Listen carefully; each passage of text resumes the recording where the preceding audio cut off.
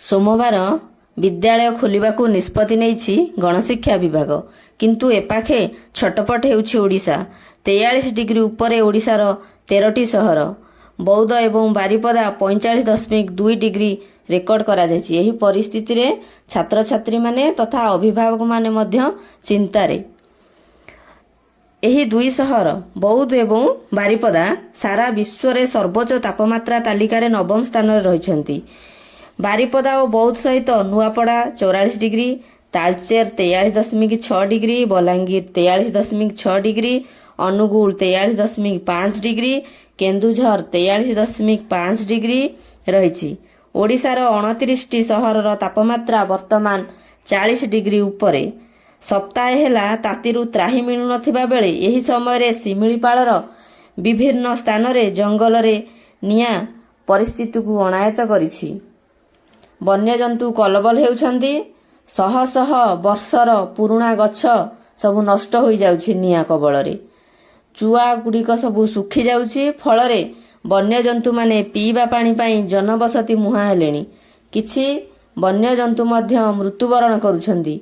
एही परिस्थिति रे विद्यालय खोलिबाकू नै निया जाइथिबा निष्पत्ति को छात्र छात्री माने और अभिभावक माने चिंतारे पडुछन्ति।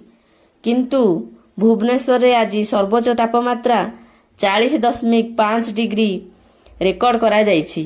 आउ 2 दिन एहीपरि परिस्थिति रहिबो बोली अनुमान करा जाउछि। आउ 2 दिन ग्रीष्म प्रभाव जारी रहिबो किंतु तापमात्रा स्वाभाविक थारु 2 रु 3 डिग्री अधिक रहिबो।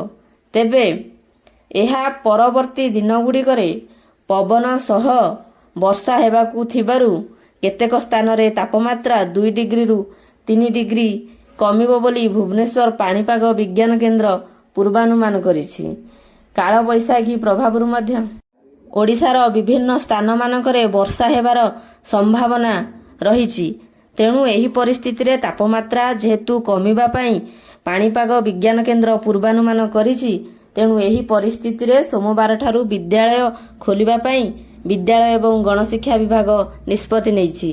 किंतु परवर्ती समय रे जदि तापमात्रा अधिक रहे तेबे परिस्थिति को दृष्टि रे रखी परवर्ती समय रे से पुणी निजर निष्पत्ति को परिवर्तन करि पारंती। वर्तमान परिस्थिति रे जेहेतु तापमात्रा कमिबाकू जाउछि तेणु विद्यालय गुडी को खोलिबार निष्पत्ति निया जाइछि। जदि ये वीडियोटी आपण मानकू भल लागि थाए ताहले आपण माने मो चैनल को सब्सक्राइब करंतु, वीडियोटी को लाइक करंतु एवं आपणक सांग मानक सहित वीडियोटी को शेयर करंतु। धन्यवाद।